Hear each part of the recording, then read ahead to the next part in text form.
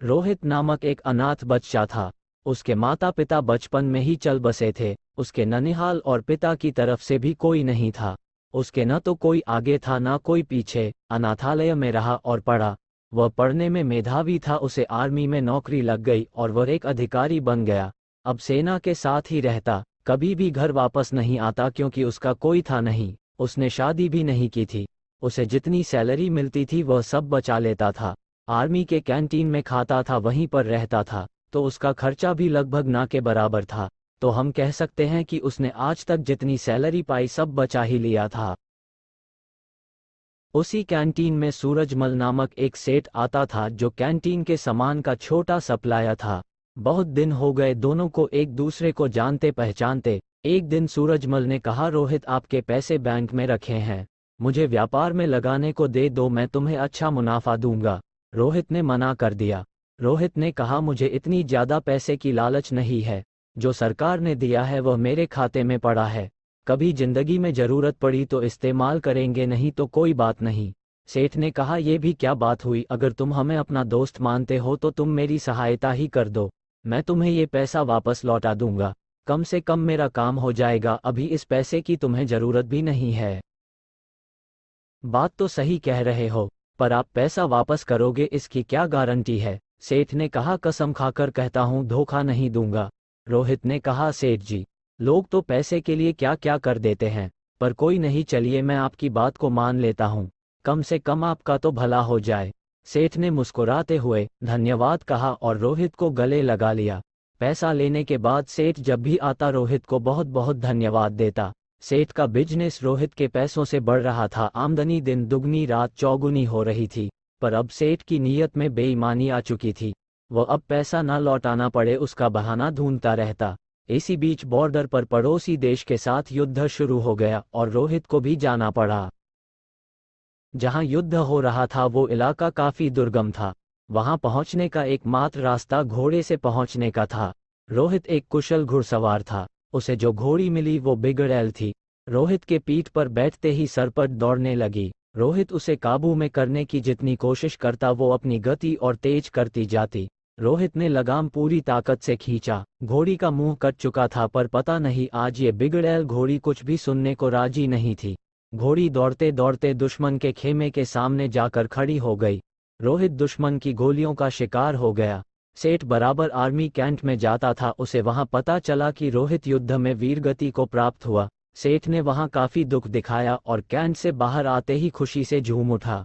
अब पैसा वापस नहीं करना होगा। सेठ का व्यापार दिन दोगुनी रात चौगुनी तरक्की कर रहा था।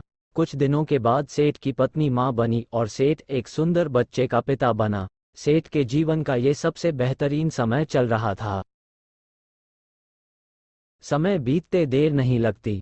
सेठ का बेटा अमर, जो अब बड़ा हो गया था और अब सेठ के साथ मिलकर व्यापार करता था। अमर विवाह योग्य हो चुका था।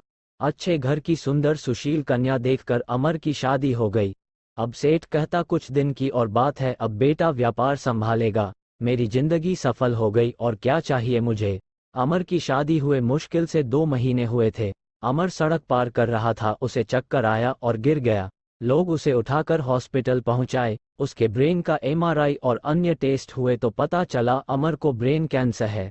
सेठ ने डॉक्टरों से कहा, पैसे की चिंता मत करें, आप इलाज करें। डॉक्टर और हॉस्पिटल बदलते गए पर अमर की हालत दिन ब दिन बिगड़ती गई। सेठ अब व्यापार पे ध्यान नहीं दे पा रहा था। उसके कस्टमर छूटते जा रहे थे। हॉस्पिटल का बिल बढ़ता जा रहा था। अब सेठ पर कर्ज काफी हो चुका था। सेठ परेशान था। अब अमर को डॉक्टर ने जवाब दे दिया। सेठ हार चुका था। किसी चमत्कार की आशा में बैठा था। चमत्कार तो नहीं हुआ, पर अमर अब इस दुनिया में नहीं रहा। महीनों जिंदगी की जंग लड़ने के बाद अमर हार चुका था।